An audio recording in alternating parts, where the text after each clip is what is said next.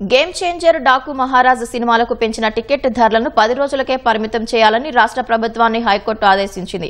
గతంలోనూ ఇదే తరహా ఉత్తర్వులు ఇచ్చామని, అవి ప్రస్తుత సినిమాల విషయంలోనూ వర్తిస్తాయని తెలిపింది. హైకోర్టు ప్రధాన న్యాయమూర్తి జస్టిస్ ధీరజ్ సింగ్ ఠాకూర్, జస్టిస్ చిమ్మలపాటి రవితో కూడిన ధర్మాసనం ఈ మేరకు ఉత్తర్వులు ఇచ్చింది. గేమ్ చేంజర్ డాకు మహారాజ్ సినిమాల అధిక షోల ప్రదర్శన, టికెట్ ధరల పెంపునకు అనుమతిస్తూ రాష్ట్ర ప్రభుత్వం తీసుకున్న నిర్ణయాన్ని సవాల్ చేస్తూ గుంటూరుకు చెందిన అరిగల శ్రీనివాసులు హైకోర్టులో పిల్వేశారు. న్యాయవాది గుండాల శివప్రసాద్ రెడ్డి వాదనలు వినిపించారు. టికెట్ ధరలను 14 రోజులు పెంచుకునేందుకు ప్రభుత్వం వెసులుబాటు ఇచ్చిందన్నారు. ఆ సినిమాల కథానాయకులు ముఖ్యమంత్రి, ఉప ముఖ్యమంత్రి బంధువులు కావడంతో అధిక షోలకు ధరల పెంపునకు అనుమతి ఇచ్చారన్నారు. గేమ్ చేంజర్ ప్రీ రిలీజ్ వేడుకకు వెళ్లి వస్తూ 2 యువకులు రోడ్డు ప్రమాదానికి గురై కన్నుమూశారన్నారు.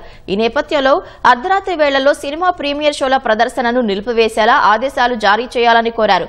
ధర్మాసనం స్పందిస్తూ శ్రీహరికోట రాకెట్ ప్రయోగం కార్యక్రమానికి వెళ్లి వస్తూ రోడ్డు ప్రమాదానికి గురై వ్యక్తులు మరణించారనే కారణంతో శ్రీహరికోటలో ప్రయోగాలు నిలిపివేయాలన్నట్లు మీ అభ్యర్థన ఉంది అని వ్యాఖ్యానించింది. ఈ బిల్పై తగిన ఉత్తర్వులు జారీ చేస్తామని పేర్కొంటూ విచారణను వాయిదా వేసింది.